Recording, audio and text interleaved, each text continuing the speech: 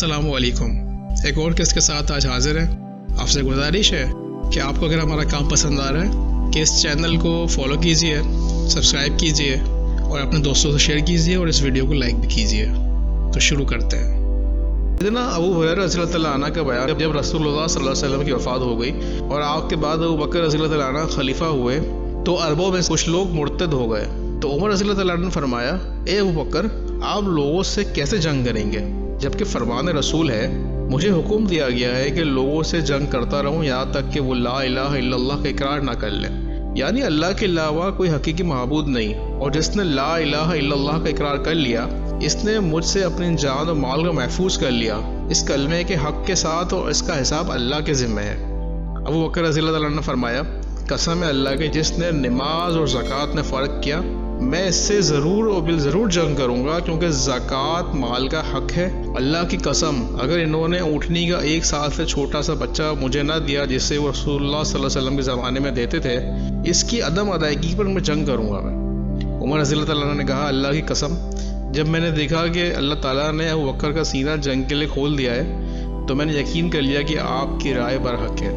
इसी तरीके से जब लोगों ने मुतालबा किया कि लश्कर का अमीर ऐसा शख्स होना चाहिए जो उसामा रज़ियल्लाहु तआला अन्हु से ज़्यादा उम्र का हो, इस मौजू पर सिद्दीक़ रज़ियल्लाहु तआला अन्हु से बात करने के लिए उन्होंने उमर बिन ख़त्ताब रज़ियल्लाहु तआला अन्हु को भेजा था। उमर रज़ियल्लाहु तआला अन्हु ने कहा, अंसार अमारत के लिए उसामा से ज़्यादा उम्र का आदमी चाहते हैं। अबू बकर सिद्दीक़ रज़ियल्लाहु अन्हु बैठे हुए थे, ये सुनकर आप खड़े हो गए और उमर रज़ियल्लाहु अन्हु की दाढ़ी पकड़ ली और कहा, ए अपने ख़त्ताब, तुम्हारी माँ तुमको गुम पाए, रसूलुल्लाह सल्लल्लाहु अलैहि वसल्लम ने इसको अमीर बनाया और तुम मुझसे कहते हो उसे हटा दूँ। इससे साबित होता है कि उमर रज़ियल्लाहु तआला अन्हु और अबू बकर सिद्दीक़ रज़ियल्लाहु तआला अन्हु रसूल फरमान को कितनी अहमियत देते थे, और उन्होंने इस मामले में उमर रज़ियल्लाहु तआला अन्हु की इस्लाह भी की और उन्हें बताया भी। जंग यमामा में मुसलमान शहदा में उन शहदा की तादाद ज़्यादा थी जो कुरान हाफिज थे। इसके नतीजे में सैयदना अबू बकर रज़ियल्लाहु तआला अन्हु ने उमर रज़ियल्लाहु तआला अन्हु के मशवरे से कुरान जमा करने का हुक्म दिया और इसे चमड़े के टुकड़ों पे, खजूर के शाखों पे और लोगों के सीनों से लेकर यकजा किया गया। अबू बकर सिद्दीक़ रज़ियल्लाहु तआला अन्हु ने अजीम काम एक सहाबी ज़ैद बिन साबित अंसारी रज़ियल्लाहु अन्हु को सौंपा। उनका बयान है, जंग यमामा के बाद अबू बकर रज़ियल्लाहु तआला अन्हु ने मुझे बुलाया, आपके साथ उमर बिन ख़त्ताब भी थे।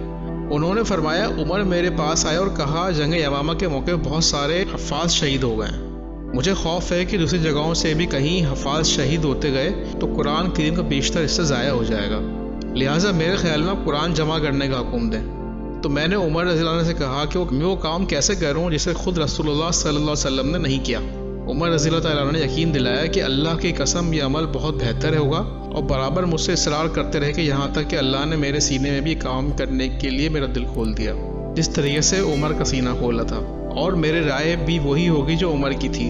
ज़ैद बिन साबित रज़ियल्लाहु अन्हु कहते हैं कि अबू बकर सिद्दीक़ रज़ियल्लाहु अन्हु ने कहा, तुम एक नौजवान और अक्लमंद आदमी हो, हमें तुम पर कोई शक नहीं, तुम रसूलुल्लाह सल्लल्लाहु अलैहि वसल्लम के कातिब वही भी थे, लिहाजा कुरान को ढूंढो और इसे यकजा करो।